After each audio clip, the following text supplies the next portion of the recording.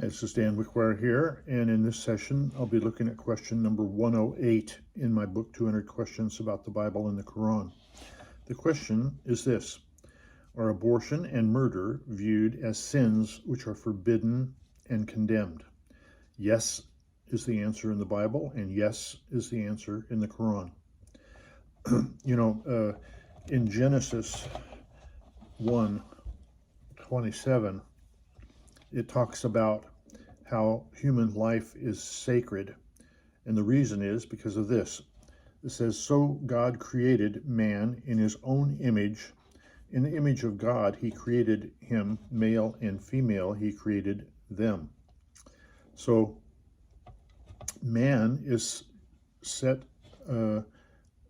aside as something that is intrinsically valuable to God because he is created in God's own image and likeness. If you kill an animal, it's not called murder. But if you kill a human being, it is called murder, and there's a penalty for it. So in Genesis 9:6 and 7, we see what the penalty is.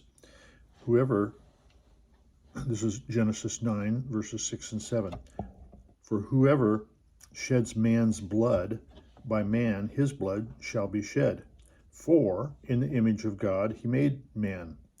And as for you, be fruitful and multiply, bring forth abundantly in the earth and multiply in it. It's God's intention that mankind should multiply, be fruitful, and it's not his intention that a man should kill another man. In fact, the penalty is death, because human life is sacred. And the reason is because we, as people, are created in the image of God. This is why it's stated that it's a crime to murder someone else. To kill another man is a crime which is punishable by death, according to the book of Genesis. And in the Ten Commandments, in Exodus 20, verse 13, it says this: you shall not murder. And then again in Exodus 21:12, it says, he who strikes a man so that he dies shall surely be put to death. So there is a death penalty in the Old Testament for murder. And this penalty, there's also a penalty for taking the life of an unborn. This would be an abortion. And in verse 22 of Genesis, Exodus 21, let's just read this real quick. Exodus 21:12.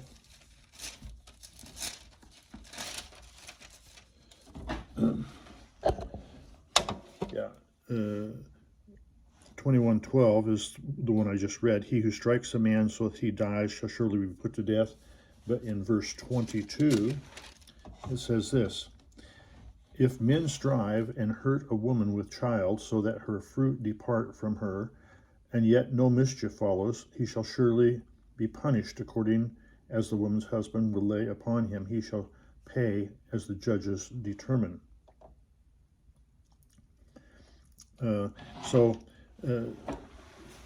The value of the unborn is clearly seen in this verse. God values human life, whether it's unborn or whether it's born. Look at Psalms in the Zebur 94:21 and 23. They condemn the innocent blood. Verse 23, he has brought on them their own iniquity and shall be cut off, and shall cut them off in their own wickedness. The Lord our God shall cut them off.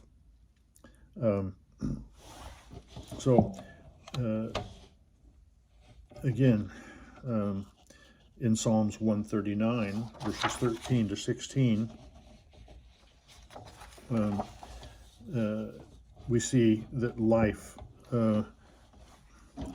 that there is life before birth. Psalms 139, 13 to 16.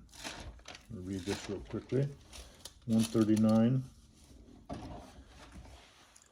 It says this: For thou hast possessed my inward parts, and thou hast covered me in my mother's womb. I will praise thee, for I am fearfully and wonderfully made. Marvelous are thy works, and that my soul knoweth right well. My substance was not hidden from thee when I was made in secret, and intricately wrought in the lowest parts of the earth.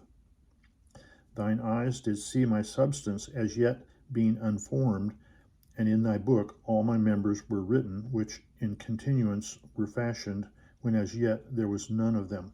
So we see here that even a child in the womb has value in God's eyes. The unborn, even in conception, there is life, and God values life. There are, in the book of Proverbs, there are 6 things that it says the Lord hates. And one of those things is hands that shed innocent blood. That would be talking about murder. And God hates this. The book of Amos 1:13, thus says the Lord, I will not turn away its punishment, because they have ripped up the woman with child. So taking the life of an unborn child is something that God is going to punish that. We see that in Jeremiah, God saw Jeremiah before he was even born and put value on him. He said, before I formed you in the womb, I knew you. And before you were born, I set you apart and appointed you as a prophet to the nation. So we see here that God cares for the unborn. He has a purpose for each and every individual that is in the womb and that will be born. Jesus himself, in the New Testament, he values the life of children. He said in Matthew 19:14, he says, let the little children come to me, and do not hinder them, for the kingdom of heaven belongs to such as these. So we see that God values the life of a person. He values the life of a child. He values the life of an unborn child as well. Now, when we look at the Qur'an, we see something similar to these sort of things. Maida 5:32 says, we ordained for the children of Israel that whosoever kills a human being for other than manslaughter or corruption in the earth, it shall be as if he had killed all mankind. And whoso saves the life of one, it shall be as if he had saved the life of all mankind. So the Quran also affirms the value of human life. And it's a horrendous thing to kill a human being. It's like you killed everybody on the earth if you killed one person even. Enam 6:151, it says, your Lord has made a sacred duty for you that you slay not your children on a plea of want. You can't do an abortion just because you don't think you can take care of the child. This is what the Quran is saying here. Isra 17:31, do not slay your offspring for fear of want. It is we who provide for them and for you.